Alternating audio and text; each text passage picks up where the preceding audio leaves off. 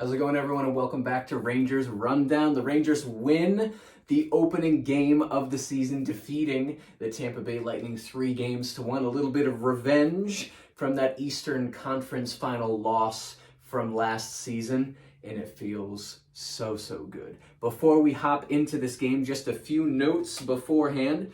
VC did sign a contract. Obviously, if you watched the game tonight, he is a member of the New York Rangers for the second time in his career. He did play with the Rangers from 2016 to 2019 after he got out of college. He signed a one-year, $750,000 contract.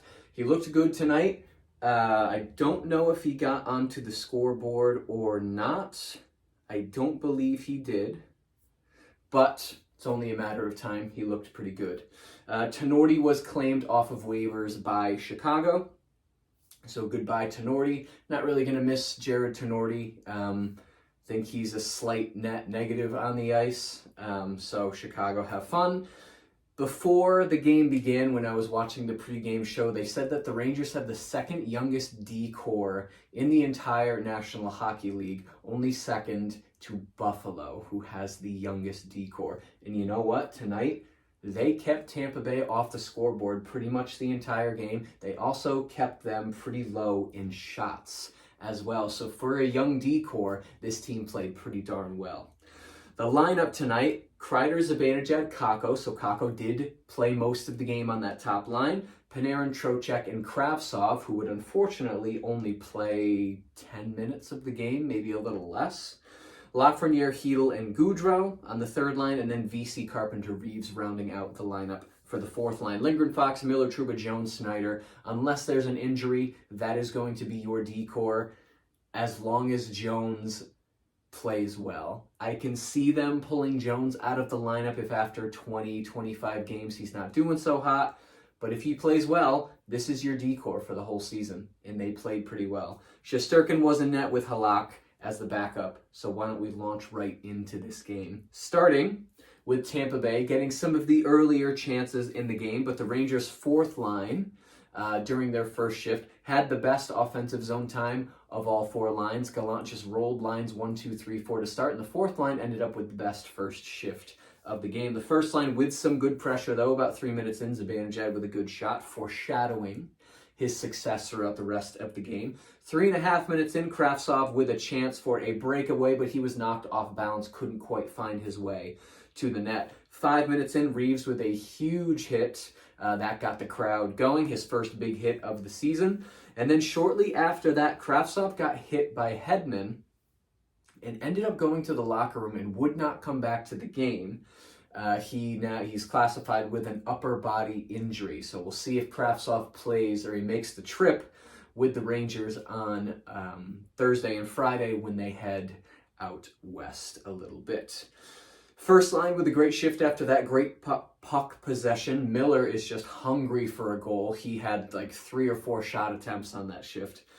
7.5 minutes in, Point has a partial breakaway that is stopped by Igor, but was helped with Panarin, who had a very good back check.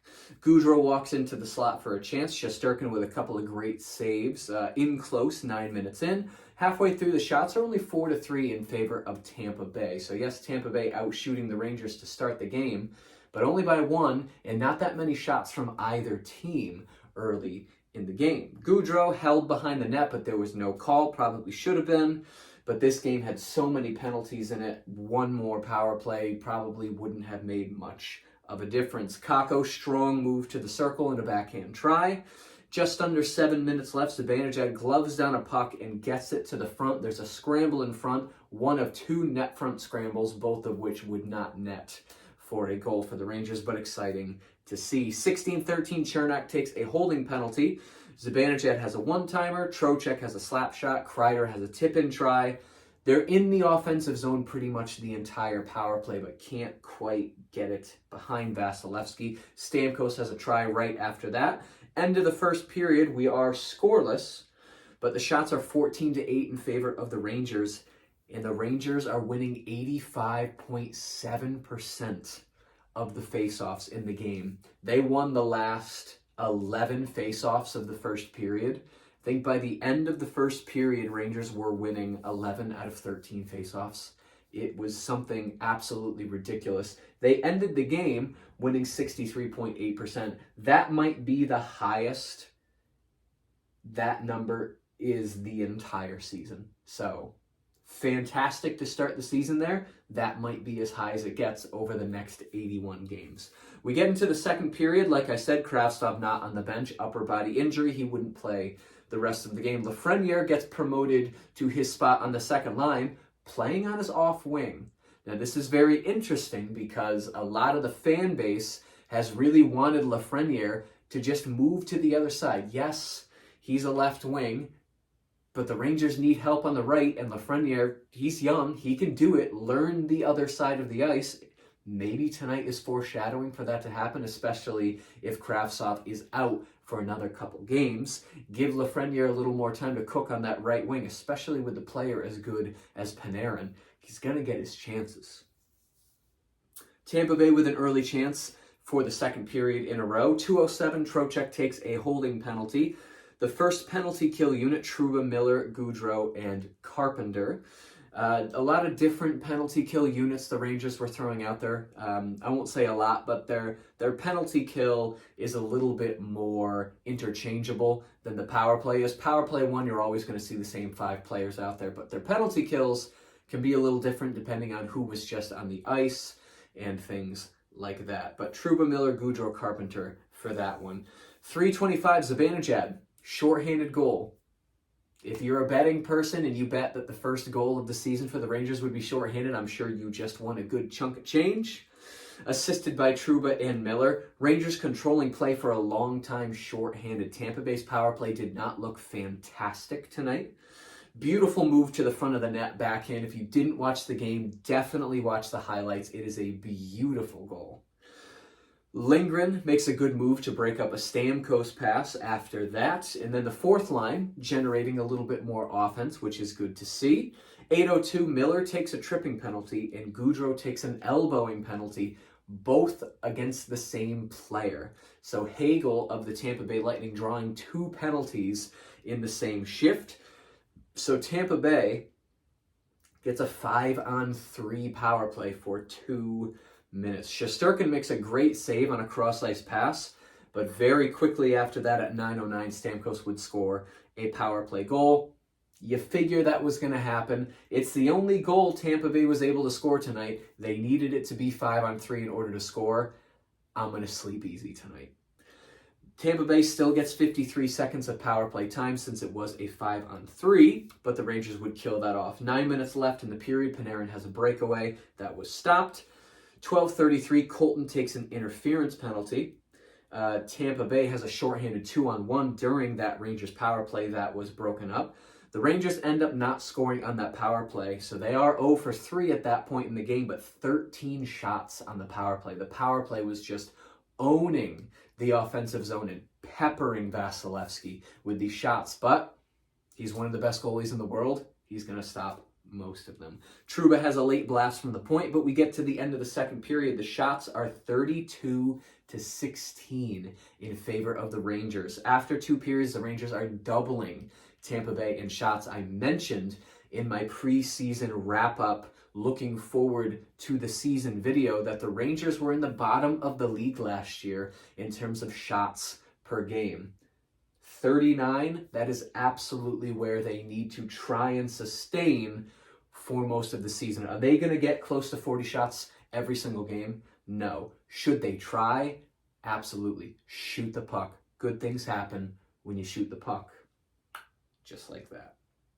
We get to the third period. Trocheck has a takeaway behind the net that leads to a chance. But at 2:40, Gaudreau takes a tripping penalty, but a great kill by the Rangers penalty kill. 4:59, Nemesnikov, remember him, takes a high-sticking penalty, and it would only take Zibanejad 12 seconds to score his second goal of the game, and the second goal of the game for the Rangers on the power play, assisted by Panarin and Kreider. It was a cross-ice one-timer, classic Zibanejad on the power play.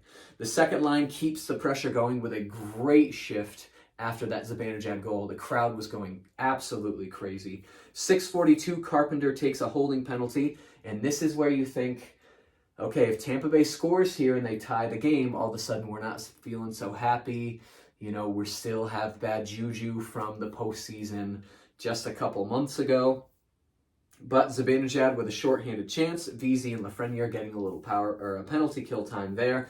Rangers able to kill off the penalty. Trouba flies back to stop a Kucherov breakaway, so very good job, captain. 11 minutes into the third period, Gaudreau would score the third goal of the game for the Rangers, assisted by Lindgren and Carpenter. Lindgren, point shot, Gaudreau in the slot, he tips it in. The play started with very good pressure from the fourth line, and that led to a goal. So we have 2 goals from the special teams and 1 goal 5-on-5 from the fourth line. I would say this is a good game. What do you want? You want the Rangers to score 6 goals a game? It's not going to happen. How about 3, 1 shorthanded and 1 from the fourth line? I'll take that any game of the week. 13:07, Hedl takes a holding penalty, but another great kill from the Rangers. The penalty kill went 5 for 6 tonight. It was on point. The kid line is reunited in the final 5 minutes of the game. 3 minutes left. Trocheck has a wraparound try that might have gone in the net if he had come in at a sharper angle with it, but it rolled off his stick. 2 minutes left. They pull Vasilevsky. Tampa Bay takes a timeout with 1:47 left. Zibanejad, from like 150 out from the middle of his own zone, shoots for the empty net for the hat trick, and it hits the post. That would have been an amazing start to the season, not only for him, but for this team. But alas, we can't get everything we want. Stats at the end of the game, the shots 39-27 in favor of the Rangers. Face-off 63.8%. Power play went 1 for 4. Penalty kill went 5 for 6. Hits 24-19 in favor of the Rangers. Blocks 12-22 in favor of Tampa Bay. So not only did the Rangers have 39 shots on goal, Tampa Bay blocked 22 shots that were going towards the net. So the Rangers just shooting so much tonight, and that needs to continue. Absolutely. Rangers end up winning 3-1. They take control of the Metropolitan Division by 2 points. You never know. This might be the only time the Rangers are in first place the entire season, so let's savor it. They are up 1 game above everybody else in the division, which is what we like to see. The first official glory graph placement of the season. Where should I put the Rangers? Well, they won, so they're in the top half, and I thought this was just, throughout the lineup, such a solid effort. 39 shots, 64% in the face-off dot, 5 out of 6 on the penalty kill. The effort was outstanding. They win by 2 goals, and their effort, I'm putting them right here. What a solid start to the season. And this magnet's going to fall off if I don't hold it, so just pretend that's where I put them. I'll put it right there. Pretend it was a little lower. I'm going to keep track of the glory graph the entire season. We'll see how many times the Rangers ended up in each quadrant, and it'll be a fun thing to look at the end of the season. The Rangers play again Thursday at 8 o'clock against the Minnesota Wild at Minnesota, and that will be, I believe, MSG's first official broadcast of the season. Looking forward to hearing Sam Rosen's voice again. If you enjoyed this video and you'd like to see more videos like it, be sure to hit the subscribe button. Thank you so much for watching, and I will see you in the next rundown.